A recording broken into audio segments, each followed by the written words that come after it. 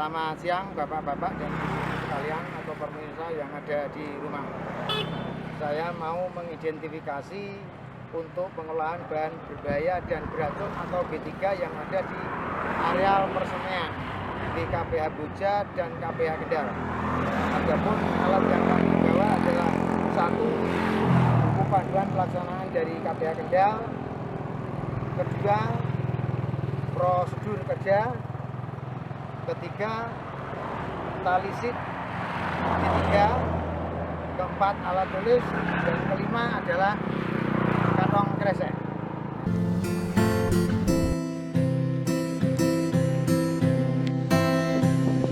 Nah, Bapak Ibu sekalian, ini kita menemukan jenis Roundup di mana kandungan bahan aktifnya isopropilamin glifosat 486 gram per liter. Coba kita cari di buku panduan, ini diperbolehkan apa tidak?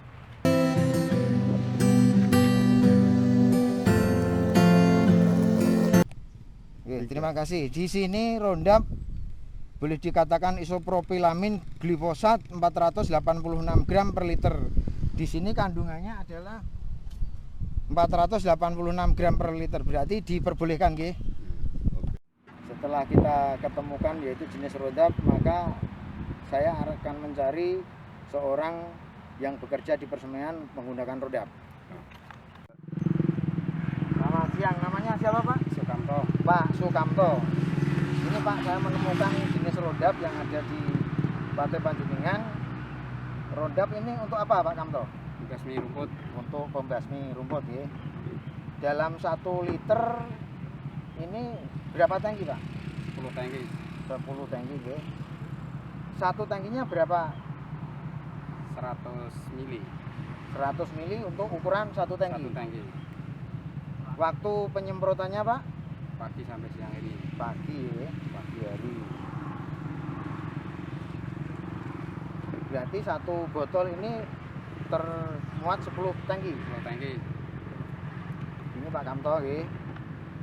Nah, di sini menemukan ini berhubung kadar bahan kimianya untuk Roundup isopropilamin glifosat di sini 486 gram per liter. Untuk di tempat kerja kami diperbolehkan Pak Kamto. Ya. Setelah kita menemukan Roundup ini, sampahnya kita bawa ke TPS. Ya.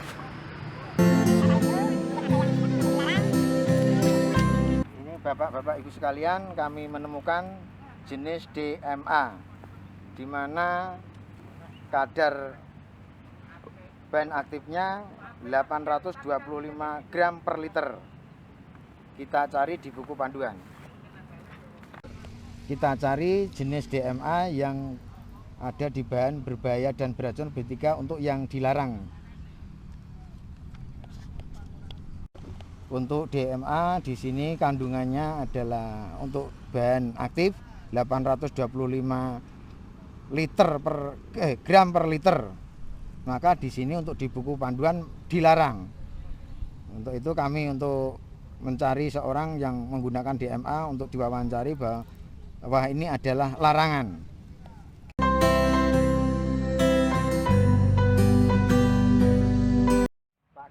Saya juga menemukan ini DMA 6 yang kandungan bahan aktifnya 825 mg per liter. Apa Pak Kamto menggunakan ini? Iya Pak. Untuk apa Pak Kamto? Untuk membasmi rumput. Untuk membasmi rumput. Dengan menggunakan apa Pak? Air. Satu botol jadi berapa Pak? 5 tangki. Oh 5 tangki. Penggunaannya pagi atau sore Pak? Pagi. Penggunaannya pagi hari nggih.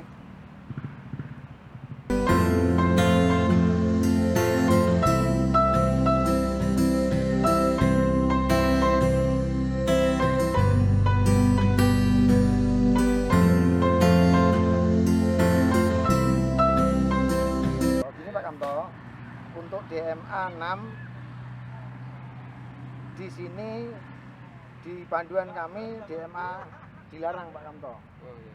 Tidak boleh ya. Terima kasih. Hari ini kami melakukan patroli rutin di tanah Pesanggem di areal kawasan hutan. Kami melakukan patroli sambil identifikasi limbah B3. Nah, ini kita ketemukan lagi ada 2 kaleng bekas dari para penggarap yang ada di kawasan hutan, yaitu yang pertama dengan merek produk Tuntas 300 sampai dengan 100 SL sama Sumo 50 EC. Setelah ini kita temukan, kita lihat di buku panduan apakah ini salah satu produk yang diperbolehkan atau tidak. Yang pertama kita lihat dulu yang barang produk yang dilarang. Kita cari Sumo ini salah satu produk yang dilarang. Yang tadi yang kedua itu ada produk Tuntas 300/100 SL. Kita buka, coba kita cari di buku panduan. Yang pertama dari panduan yang dilarang. Kita cari di daftarnya. Di sini nama dagang B3-nya yaitu Tuntas, termasuk di dalam bukunya Amandi 865 AS. Terima kasih. Setelah ini saya masukkan ke kantong plastik untuk saya mencari Pesanggem yang menggunakannya. Mau saya tanya untuk mengisi di tali seat yang sudah disediakan dari Perum Perhutani. Terima kasih. Ini saya sudah menemukan Pesanggem yang menggunakan limbah tadi B3 dari Rondap, Tuntas sama Sumo. Ini perkenalkan Pak, saya dari petugas perhutani tadi sudah patroli menemukan bahan penggunaan B3 yang bisa digunakan atau yang dilarang. Sekarang Pak Suradi, ini produk Tuntas dengan bahan aktifnya isoprofil amina disulfat. Ya, ini salah satu produk yang tidak diperbolehkan. Nah, selama ini Pak Suradi menggunakan ini digunakan untuk apa? Ya sama Pak, untuk membasmi rumput. Tapi karena saya tidak tahu kalau ini larangan untuk apa? Gunakan. Ya mohon maaf saja karena produk Sumo yang sama-sama sebetulnya dilarang oleh pemerintah ini. Nah, kenapa selama ini saya menemukan ini kok siapa ini penggunanya? Apa sama dengan Pak Suradi untuk campuran atau bagaimana? Oke, terima kasih Pak Suradi mengganggu waktunya. Tapi tadi saya menyarankan produk yang dilarang oleh pemerintah kalau bisa jangan dilakukan. Itu Pak Suradi. Terima kasih. Setelah tadi saya ketemu sama Pesanggem, lalu barang yang bekas-bekas bahan kimia tadi saya serahkan ke mandor lingkungan. Selamat siang. Setelah kami menerima hasil dari identifikasi botol bekas bahan berbahaya dan beracun dari lapangan, selanjutnya kami menaruh hasil identifikasi ini ke tempat TPS yang berada di kantor BKPH.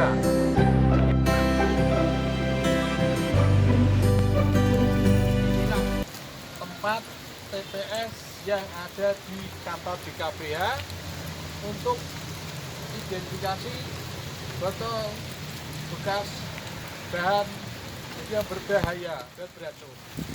Laporan identifikasi dari lapangan selanjutnya kami masukkan ke tempat TPS yang ada di kantor BKPH Buja.